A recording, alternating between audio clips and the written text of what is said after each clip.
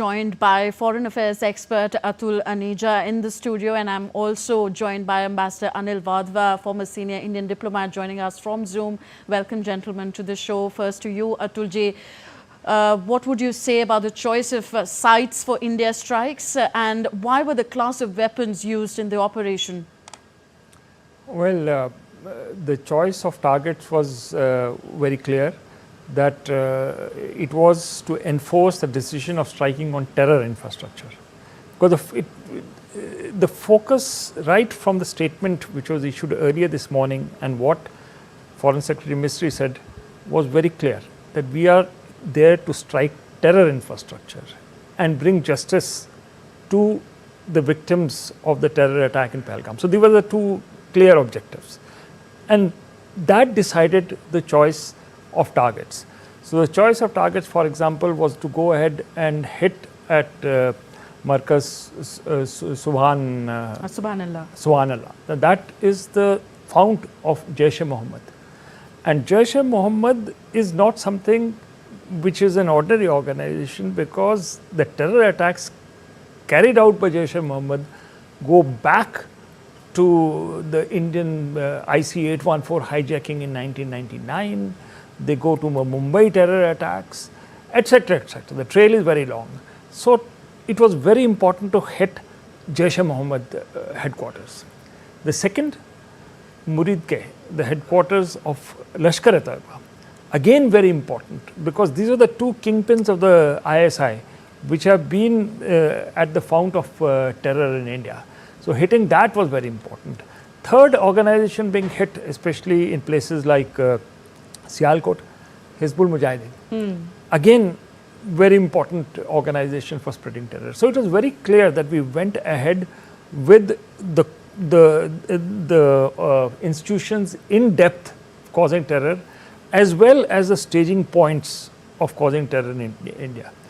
Again, reinforce the message: we did not hit the armed forces, no civilians, but counter terror, and we are determined. The message in deciding these targets was that India has zero tolerance for terrorism. We have been doing so earlier. We have reinforced in big way, because we have hit not one but several targets, 9 targets together, starting from Punjab to Multan to Pakistan occupied J&K. So the range is very wide. The message is very clear to Pakistan that this is a new India which will not take terror anymore. I just want to make one small point with it, Tanvi, that this particular attack of last night, that is Op Sindoor, has been coupled with a water strike on Pakistan. You can't separate the two, because that sapped the morale not only of the Pakistan establishment, but I think the national morale of Pakistan. So the two go together. If you have to send a message of deterrence, that never again, then I don't think we should listen, just focus on this particular military attack.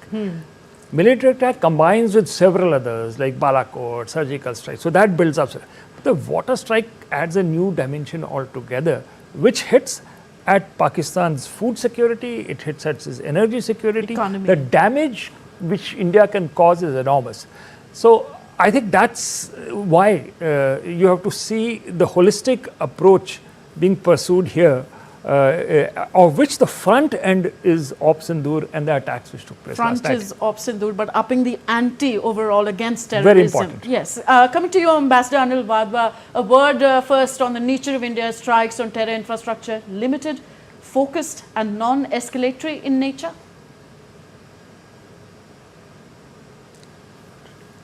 Very calculated, and it was restrained, and I would say non-escalatory.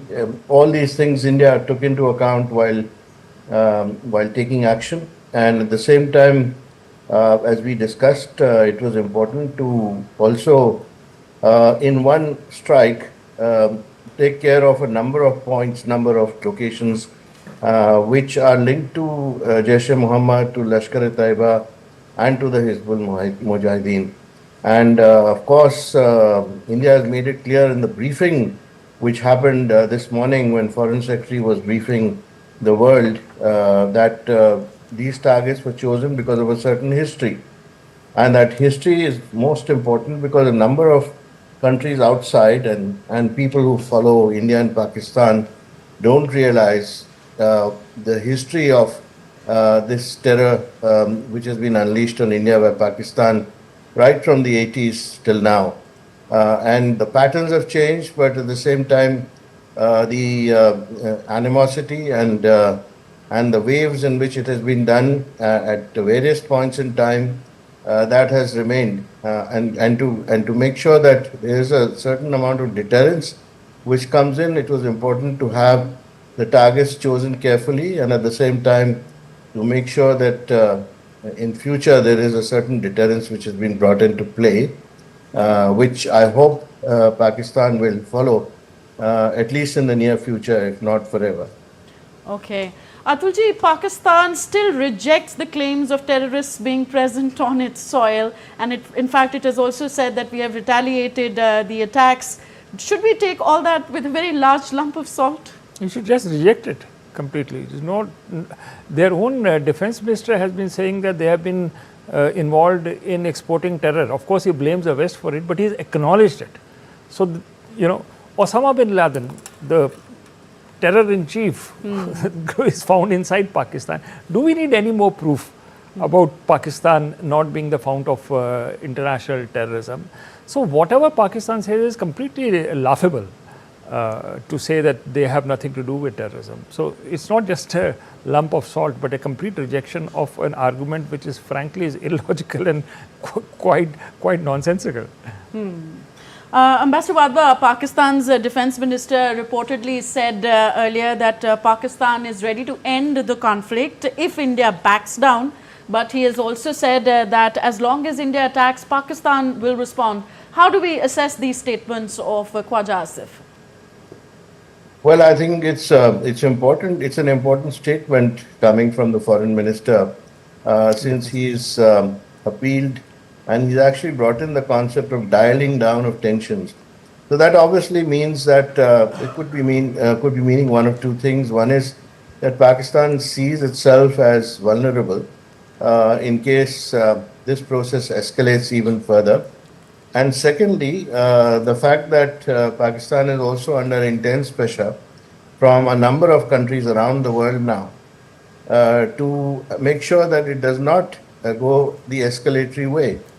And this is exactly what happened in the Closed Doors Security Council meeting just a couple of days ago, where Pakistan was told to actually abjure the path of terrorism and to make sure that it lives peacefully and follows good neighborly relations with India. And this is something that the world has now come to realize, that there is a pattern in the Pakistani behavior, and it does not seem to learn from that.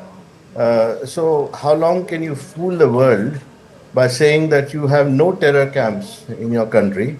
In fact, I was most surprised that to see the Information Minister of Pakistan making the statement on Sky News to the same interviewer, Zayallah Hakim, who has actually also talked to a number of other leaders earlier, and they had all told her that Pakistan did have a role in terror and was fighting the dirty war for a number of other countries. So given that kind of background, to say that Pakistan has no terror camps on its soil is just laughable. Okay. Atulji, we saw NSA, Ajit Doval speaking to various NSAs of different countries. How can we expect the world at large to react to these terror strikes by India against Pakistan, especially from the United States of America, Russia and China, and of course the West Asian countries? I think this is a formulation which will be acceptable to the rest of the world, because we have declared that we had to do what we had to do and we don't want any escalation. This is the message which went to all, including the Chinese and Russians, Americans, British, it went across to the world. I think the world does not have an appetite when you have two conflicts going on, one in Ukraine, the other in West Asia. But the world shouldn't even have an appetite for terror. Exactly. So the NSA's message, I think, will go down well here, that we don't want to escalate. So it immediately puts the pressure back on Pakistan. That you've got Now, don't escalate the matter. So, I think the tables have been turned here, and this messaging has been quite smart and deft from the side of the NSA that we are not interested. We had limited objectives here, which was to bring justice to the families of the victims and to deter terror. So, when those were the objectives of Sindoor, those we have accomplished. And if there is an escalation now, we don't want any escalation. It is so the pressure and the onus is now entirely on Pakistan, and that we don't know how Pakistan is going to behave. But I think the pressure is there, and if you see the whole of government and how various instruments of power got together on Pakistan, which is from the water onwards to diplomatic and then military, I think hopefully Pakistan may not escalate the matters further. And if they do, then I'm sure the Indian side has factored that in, and there is a plan in place to counter that escalation. Okay. Ambassador Wadhwa, is Pakistan likely to retaliate in any significant manner to this terror strike, or will any significant escalation be unwise given the limited capabilities of Pakistan, both militarily, diplomatically and financially? Well, if you would asked me this question earlier this morning, I would have said almost certainly there would be some amount of retaliatory action. But given the fact that there is this statement which we've all seen from the foreign minister since then about putting the onus on India to dial down tensions, that seems to be, to me, to indicate, as I said, a couple of things. One, that Pakistan is not confident of taking this up the escalatory ladder, or that it's got a lot of pressure on it now from the world leaders and its friends and allies and everybody that it depends on, to say that, look, escalating it further is not going to do any good, and nobody else wants to see it escalated. So I have a feeling that we could get away without an escalation, but I would not be sure of that, because in Pakistan sometimes policies are made not with the head but sometimes with the heart. Okay. All right. Request you gentlemen to stay with me as we bring a few words of caution for our viewers. Vested interests are trying to spread fake news. People should not believe any such misinformation being spread and only trust official channels of the Government of India. Soon after the news of Operation Sindoor broke, fake videos shared by several pro-Pakistan handles started circulating online. Refuting the claims, the Ministry of Defence clarified that it is being falsely claimed about the strikes on Indian security establishments. The video shared is old and not from India. The video is from sectarian clashes that took place in the year 2024 in Khyber Pakhtunkhwa, Pakistan. Further, an old image showing a crashed aircraft is being recirculated by pro-Pakistan handles in various forms in the current context of Operation Sindoor. This image is from an earlier incident involving an Indian Air Force MiG-29 fighter jet that crashed in Barmed, Rajasthan in September 2024. This image is also from an earlier incident involving an Indian Air Force MiG-21 fighter jet that crashed in Moga district in Punjab in 2021. The government has thus urged countrymen to rely only on official Government of India sources for authentic information.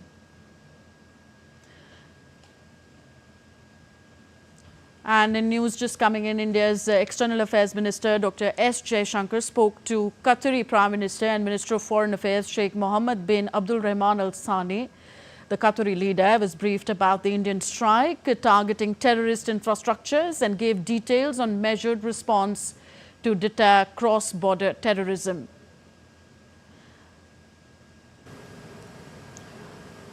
Okay, coming to you, Ambassador Wadhwa. Well, we spoke to our viewers about the word of caution given to the viewers by the Indian government to rely only on official sources for authentic information. Do you think Pakistan is now going to resort to this disinformation campaign in a great deal as far as, countering India's narrative is concerned? Yes, so Pakistan has been specializing in disinformation campaigns whenever there is an escalatory situation with India, this is always a Pakistani tactic. We know that even earlier this kind of a tactic was used by Pakistan, so much so that it also circulates this to foreign news agencies, and some of them, without verifying it, carry the images or carry the news. I saw that, for example, Shinhua has been carrying the Pakistani group's fake news verbatim without even checking or fact finding. And this has also been picked up by Southeast Asian news agencies, for example, Nikkei. And I also was very most surprised that even some American newspapers have picked up the Pakistani fake news. And of course, when it is proved that it's fake, then it is taken down. But by the time the damage is already done, so this is a modus operandi of the Pakistani, cyber security experts. And over the years, we've seen this being resorted to more and more. But I think this time around, the fact remains that since there were no aircraft involved, so this question about shooting down Indian planes, etc., has proved to be quite a dampener for Pakistani efforts. Okay. Atul sir, let's talk a little bit more about support coming from the West Asian world. Well, we told our viewers that External Affairs Minister spoke to Qatari Foreign Minister. Qatari Emir earlier had expressed condolences. In fact, most of the West Asian world has come in India's, supported India's fight against terror. Now, do you think Pakistan stands isolated at the moment diplomatically? I think that seems to be the case, Tanvi, because you have the Americans definitely not siding with them. The Chinese statement is interesting because Chinese are not coming to the support as I would have earlier expected of their all-weather ally, which is Pakistan. Their statement is very measured, calls for restraint, and talks nothing about the Kashmir issue or about the UN resolutions, which is interesting. So, if you look at 360 degrees, you don't find real support coming from the Pakistani narrative at all. So, I think it's logical to conclude that on the diplomatic plane, Pakistan stands quite isolated when it comes to the question of terror. And your view, Ambassador Wadhwa, is Pakistan standing isolated at the moment diplomatically?